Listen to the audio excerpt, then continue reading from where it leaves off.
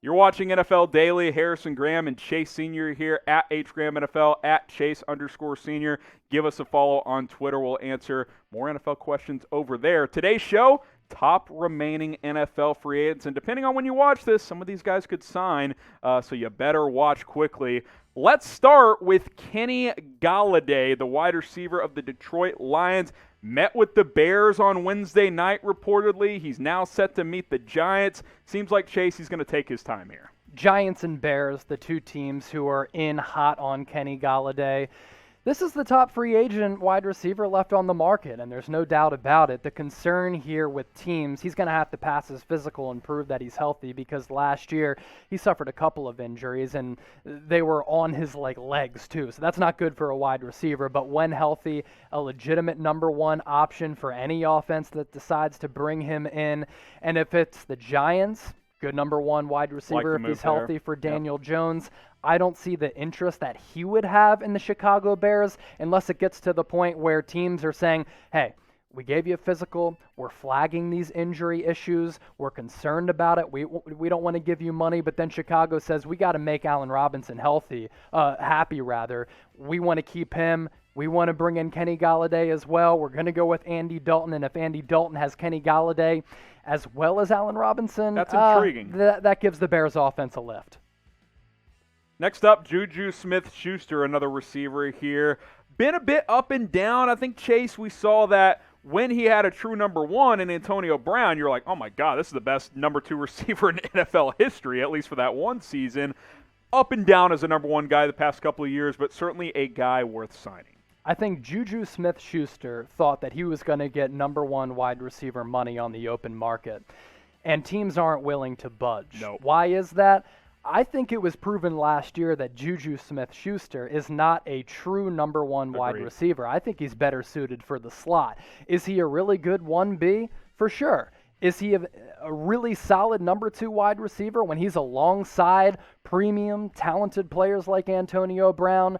For sure. Juju Smith-Schuster, he's not going to get wide receiver money because of his production, but also for whatever reason, the wide receiver market in 2021 is down. That might be because the salary cap is $16 million less in 2021 than it was last year.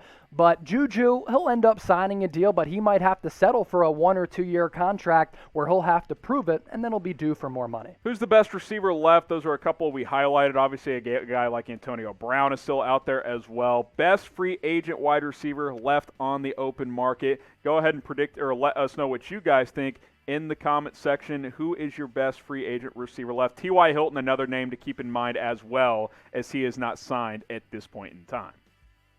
Subscribe to us here at Chat Sports Daily Videos. We're going live all of the time. If you want the latest NFL news, rumors, trades, NFL draft, free agency coverage, you're just not going to find a better place on YouTube. YouTube.com/ChatSportsTV. Hit that big red button and turn on notifications, because Chase and I, Mitch, Tom, producer Sam, we're going to keep you guys up to date with everything surrounding the National Football League.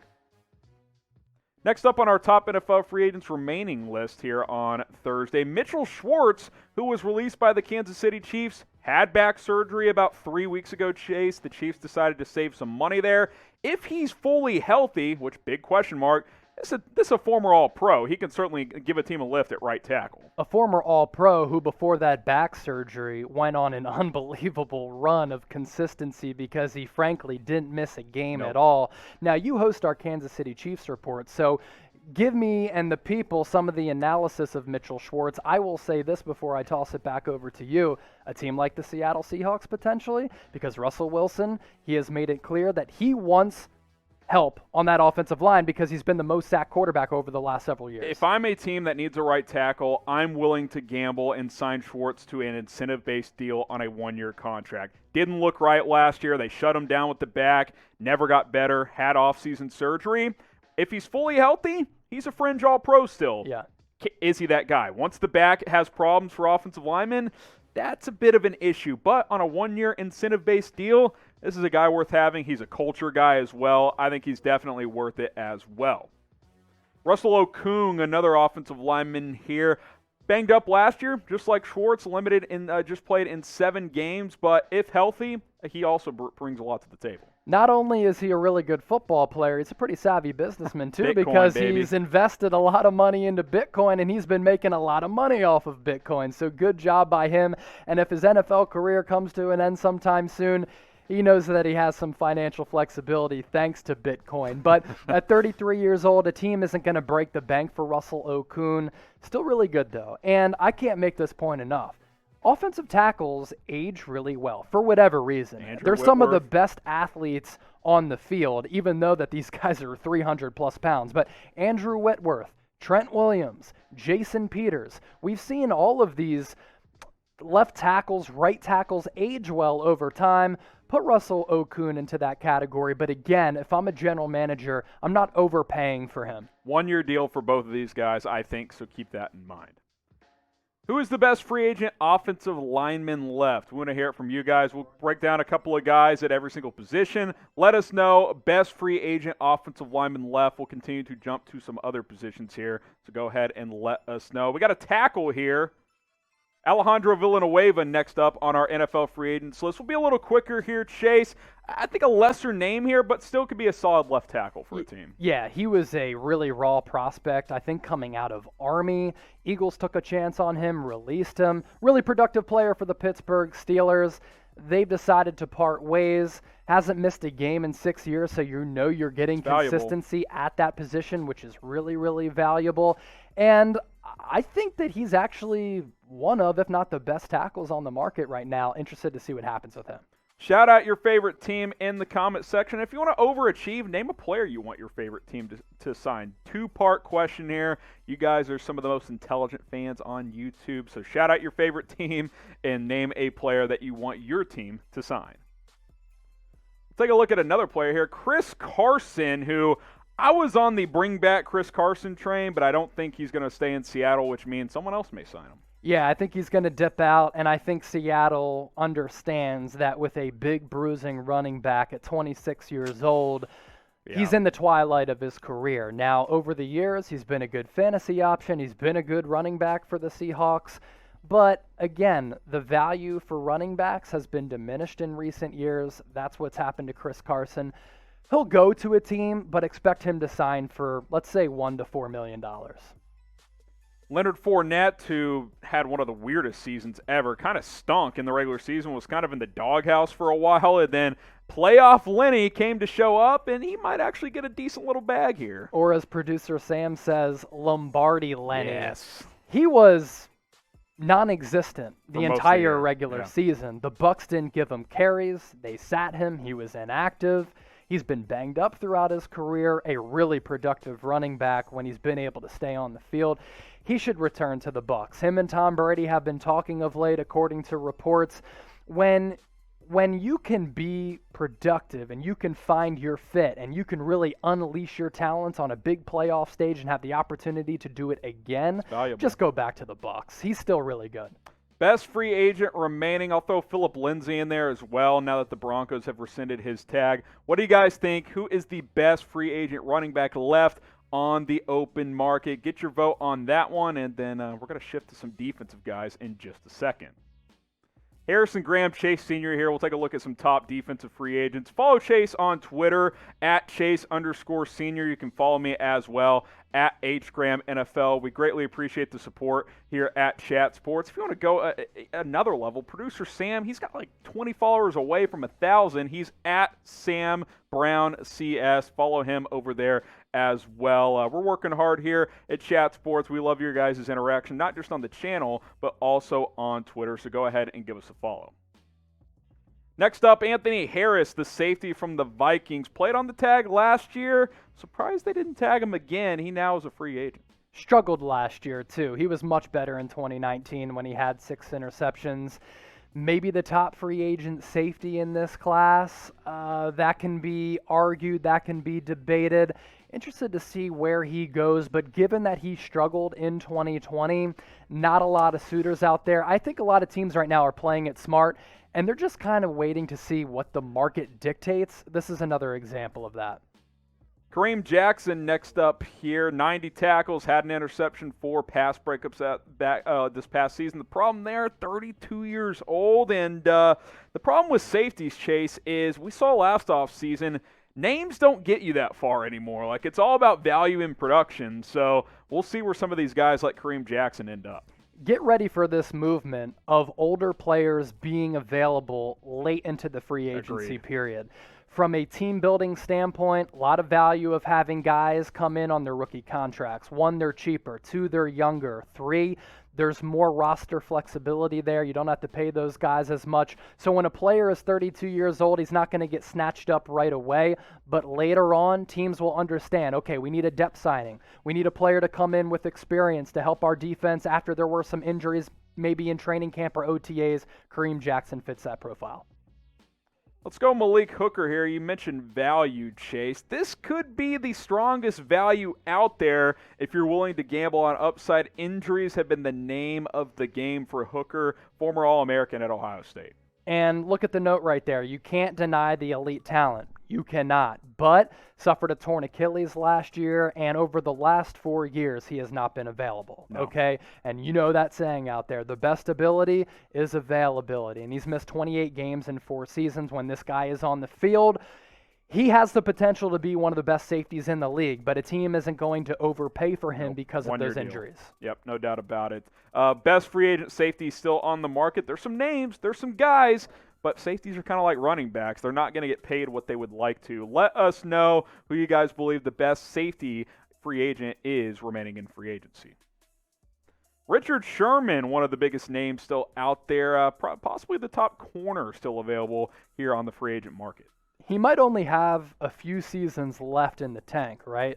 But this is a player with a Hall of Fame resume. He has done things at a historic level for a long time in Seattle, for a season plus in San Francisco. He was oft injured last year. Richard Sherman, because of his experience, because of the talent that he still possesses, can be a starting caliber corner.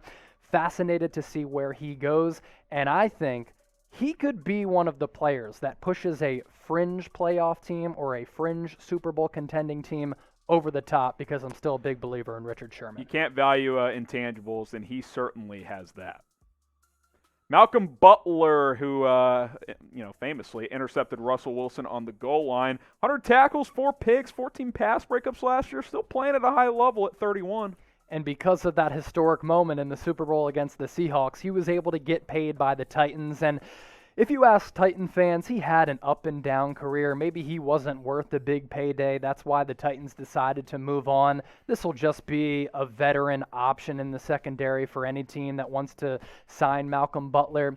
He's kind of inconsistent. That's the problem with him. Good number 2. Yeah. I like him as a number 2 guy.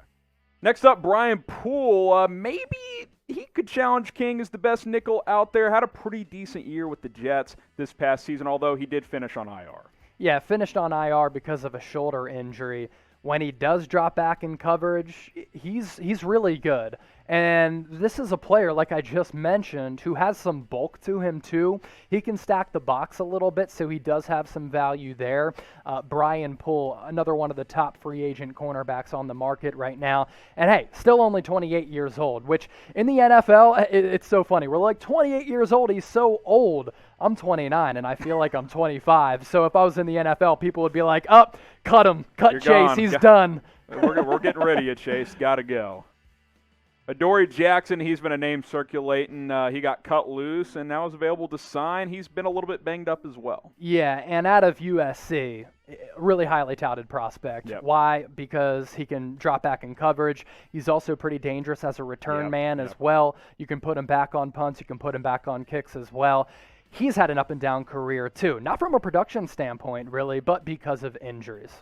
Best free agent corner, you guys know the drill by now. What do you guys think on this one? Let us know in the comments. Best CB available out there. A lot of big names out there, Chase, so I'll be very fascinated to see where some of these guys like Sherman and King and Jackson end up signing. A couple more players here as we take a look through our top NFL free agents remaining here on Day 4 of free agency. Melvin Ingram, the edge rusher who hasn't been the same guy the couple of years and has also dealt with some injuries. Yeah, and he's older. So he's 31 years old, and that might not seem like he's that old, but yeah, he had 0 sacks this past season, 31 years old, missed 7 games due to injury.